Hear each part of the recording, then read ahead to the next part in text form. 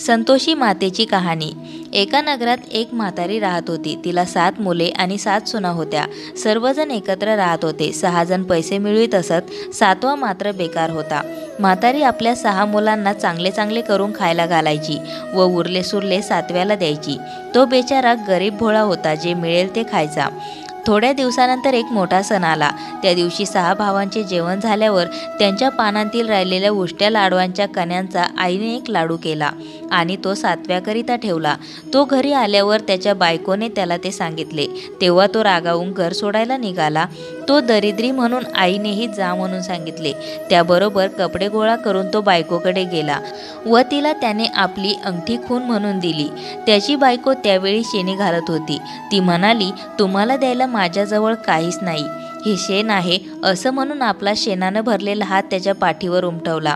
तीच आपल्या प्रिय पत्नीची खून असे समजून तो निघाला। मजल दर मजल करीत तो दुसऱ्या देशातील एका मोठ्या शहरात गेला। तेथे एका व्यापाऱ्याकडे नोकरीला राहिला। रात्रंदिवस नेकीने काम केल्यामुळे मालक त्याच्यावर खुश झाला। अशी 12 वर्षे निघून गेली। मालकाने त्याला भागीदार केले। नंतर मालक त्याच्यावर दुकान सोपवून तीर्थयात्रेला गेला।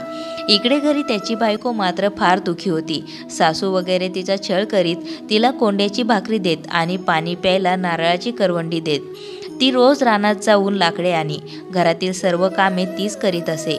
एक दिवस अशीच ती रानात लाकडे गोळा करण्याकरिता गेली असता तिथे काही स्त्रिया श्री संतोषी मातेचे व्रत करीत असलेल्या दिसल्या। ते पाहून तिने विचारले, बायांनो, तुम्ही हे काय करत आहात? ही कोणत्या देवीची पूजा? ते ऐकून त्यातली एक स्त्री म्हणाली, आम्ही हे संतोषी माताचे व्रत करीत आहोत। हे व्रत केल्याने दुःखदारिद्र्य नाहीसे होते, मनातील चिंता नष्ट होते, घर लक्ष्मीने भरून जाते। नवरा परदेशी गेला असेल तर लवकर परत येतो, कुमारीला मनपसंत नवरा मिळतो, कोर्टात आपल्यासारखा निकाल लागतो, रोग बरे होतात, पैसा आणि आरोग्य मिळते, मनाला शांती मिळते, आवडत्या लोकांच्या भेटी होतात, सर्व प्रकारच्या कामना पूर्ण होतात। ती म्हणाली, मग हे व्रत कसं करायचं ते मला सांगा। तेव्हा ती म्हणाली, आपल्या ऐपतीप्रमाणे 10 पैसे, 50 पैसे, ₹1.25 यांचे गूळ व हरभरे आणावेत।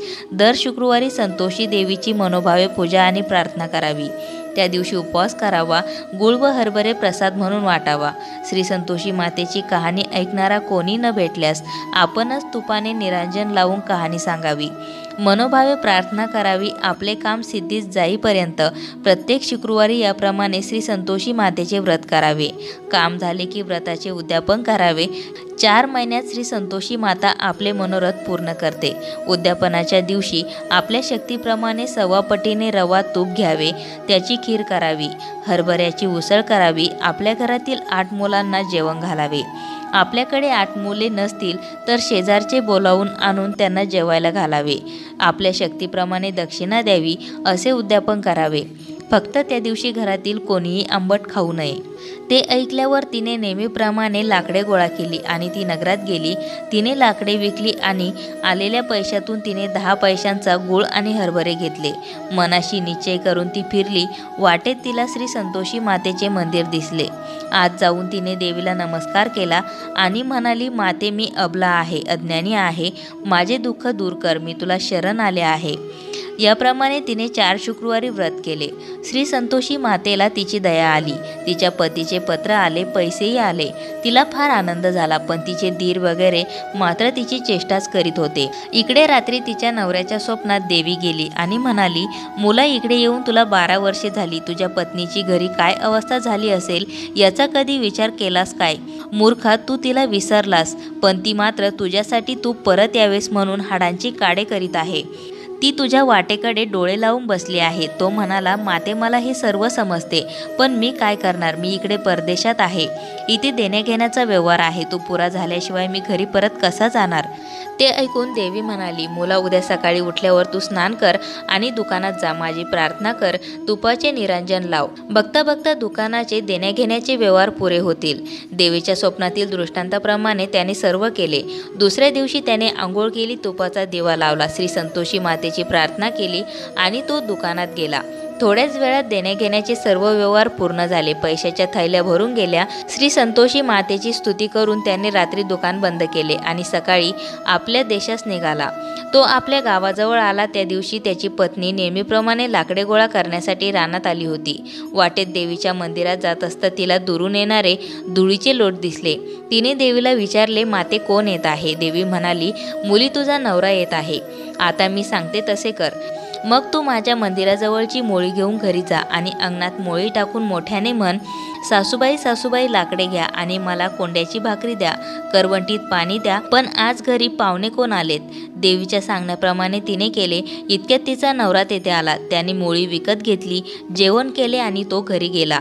थोड्याच वेळात ती घरी आली आणि मोळी टाकून म्हणाली, सासूबाई सासूबाई लाकडे घ्या आणि मला कोंड्याची भाकरी द्या, करवंटीत पाणी द्या, पण आज घरी पाहुणे कोण आलेत? बायकोचा आवाज ऐकून नवरा बाहेर आला. जिच्याकडून मोळी विकत घेतली होती ती त्याला दिसली.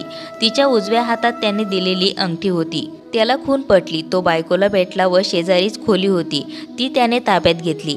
खोली साफसूफ करून त्यांनी सर्व सामान आणले व ते दोघे जण आनंदात तेथे राहू लागले. इतक्यात शुक्रवार आला. तिने नवऱ्याच्या परवानगीने त्या दिवशी संतोषी मातेच्या व्रताचे उद्यापन केले. जावेच्या मुलांना व सर्व नातेवाईकांना जेवायला बोलावले. जावांनी आपल्या मुलांना शिकून ठेवले की काकूजवळ आंबट खायला मागा. सर्वांची जेवणे झाल्यावर मुले म्हणाली, काकू गोड गोड खाऊन वीट आला, काहीतरी आंबट खायला दे. त्यावर ती म्हणाली, बाळांनो, हे श्री संतोषी मातेच्या व्रताचे उद्यापन आहे. आज कोणाला आंबट वस्तू खायला मिळणार नाही. मुले जेवून उठली आणि पैसे मागू लागली. तिच्या लक्षात आले नाही. तिने मुलांना पैसे दिले. मुलांनी चिंचा आवळे आणून खाल्ले. त्यामुळे देवीच्या व्रताचा भंग झाला. देवी कोपली. राजाचे दूत आले आणि त्यांनी तिच्या नवऱ्याला धरून नेले. ती रडत रडत संतोषी मातेच्या मंदिरात गेली. नमस्कार करून ती म्हणाली, माते तू काय केलेस? आधी हसवलेस, आता का रडवतेस? देवी म्हणाली, मुली माझ्या व्रताचा भंग झाला आहे, पण तू मुद्दाम काही केलं नाहीस. आता पुन्हा उद्यापन कर. आता जराही चूक करू नकोस. जा आता. त्याबरोबर ती आनंदाने घरी परतली. रस्त्यात तिचा नवरा तिला भेटला. तो म्हणाला, मी एवढे पैसे मिळवले, त्याबद्दल राजाला कर नको का द्यायला? राजाकडे कर भरूनच मी येत आहे. ते ऐकून तिला फार आनंद झाला. ती दोघे घरी गेली. फिरून शुक्रवार आला. तिने उद्यापनाची तयारी केली. सर्वांना जेवायला बोलावले. मुले जेवायला आली, पण म्हणाली, काकू आम्हाला गोड खीर नको, काहीतरी आंबट दे, नाहीतर चाललो आम्ही घरी. आंबट चिंबट काही मिळणार नाही. सरळ जेवायचं तर जेवा, नाहीतर चालायला लागा. आंबट काही मिळणार नाही, तिने सांगितले. मुले निघून गेली. मग तिने ब्राह्मणांना बोलावले. पोटभर वाढले. दक्षिणेच्या ऐवजी त्यांना एक एक फळ दिले. अशा प्रकारे उद्यापन निर्विघ्नपणे पार पडले. व्रत यथासंग पुरे झाले. श्री संतोषी माता प्रसन्न झाली. लक्ष्मीच्या प्रसादाने तिला एक तेजस्वी मुलगा झाला. ती आपल्या मुलाला घेऊन रोज देवळात जात असे. एके दिवशी देवीच्या मनात आले की आपण हिच्या घरी जावे आणि हिची सासू दीर जावा कशा आहेत ते पाहावे. मग देवीने अकराळ विक्राळ रूप घेतले. काळाकुट्ट रंग, चपटे नाक, बटबटीत डोळे, मोठे मोठे रुंद होठ, तोंडाभोवती माशा घोंगतायत, स्थूल शरीर, कपड्याच्या चिंध्या आणि सर्व अंगाला दुर्गंधी सुटली आहे. अशा थाटात देवी तिच्या घराच्या देवडीत गेली. तिला पाहून सासूची बोबडीच वळली. ती मोठ्याने ओरडू लागली, धावा धावा मुलांनो धावा, कोणी पिशाच डाकीन घरात येत आहे. तिला हाकलून लावा, नाहीतर ते आपण सर्वांना खाऊन टाकणार. तो आरडाओरडा ऐकून मुले तिला हाकलायला धावली, पण देवीचे रूप पाहून तीही घाबरली. घरात जाऊन त्यांनी दरवाजे खिडक्या घट्ट लावून घेतल्या. धाकटी सून हे सर्व खिडकीतून पाहत होती. ती आनंदाने म्हणाली, आज माझी आई माझ्याकडे येत आहे. असे म्हणत असताच तिने अंगावर पीत असलेल्या मुलाला बाजूला ठेवले आणि ती घरभर आनंदाने नाचू लागली. ते पाहून सासू संतापली. तिला वाटेल ते बोलू लागली, शिव्या देऊ लागली. सून म्हणाली, सासूबाई घरात येत आहे, ती कोणी डाकीन किंवा पिशाच नाही. मी जिचे व्रत करते ती देवी आहे. असे म्हणून तिने सर्व दरवाजा खिडके उघडल्या. श्री संतोषी माता घरात आली. सर्वजण तिच्या पाया पडले. तिची क्षमा मागितली. हे माते, आम्ही सर्व मूर्ख आहोत, अज्ञानी आहोत, पापी आहोत. तुझे व्रत कसे करावे हे आम्हाला समजत नाही. तुझ्या व्रताचा आमच्याकडून जाणून बुजून भंग झाला. आम्ही तुझा फार मोठा अपराध केला आहे. आम्हाला क्षमा कर, आमच्यावर दया कर. याप्रमाणे सर्वांनी प्रार्थना केली. श्री संतोषी माता प्रसन्न झाली. तिने सर्वांना आशीर्वाद दिले आणि ती अंतर्ध्यान पावली. ज्याप्रमाणे त्या सुनेला श्री संतोषी मातेचे वरदान मिळाले, तसे वरदान ही कहाणी ऐकणाऱ्यालाही मिळो. अशाच नवनवीन माहिती व्हिडिओसाठी मंगलम या चॅनलला सबस्क्राईब करून बेल आयकॉनला जरूर प्रेस करा.